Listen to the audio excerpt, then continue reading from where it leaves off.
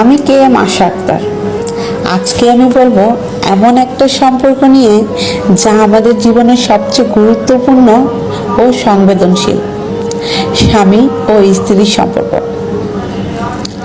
এই সম্পর্কটা শুধু কাগজে কলমে নয়, এটা দুটি হৃদয়ের পথ চলা, একটি জীবন গড়ার সম্মিলিত যাত্রা।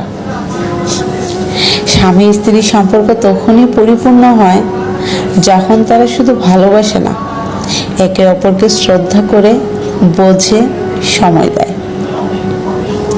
একজন স্ত্রী যখন সব ব্যস্ততার পরেও স্বামীর হাসিটুকু দেখে শান্তি পায়, আর একজন স্বামী যখন স্ত্রীর চোখে নিজেকে খুঁজে পায়, তখনই তৈরি হয় ভালোবাসার সেই নিঃশব্দ অথচ গভীর বন্ধন।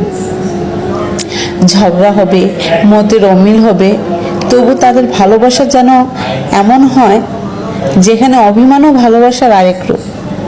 তাই বলি, ভালোবাসা মানে শুধু আমি তোমাকে ভালোবাসি বলার মধ্যে সীমাবদ্ধ নয়, বরং প্রতিদিন বোঝার চেষ্টা, পাশে থাকার প্রতিশ্রুতি আর একসাথে পথ চলার মনোভাব। তোমার জীবনে যদি কেউ এমন থাকে যে সত্যি তোমার অনুভবকে গুরুত্ব দেয়, তোমার শক্তি আর দুর্বলতা দুটিই বুঝতে চায়, তবে তাকে আগলে রাখো, কারণ সম্পর্কটা যত্ন না নিলে শুকিয়ে যায়, আর ভালোবাসার যত্ন পেলে ফুলের মতো ফোটে।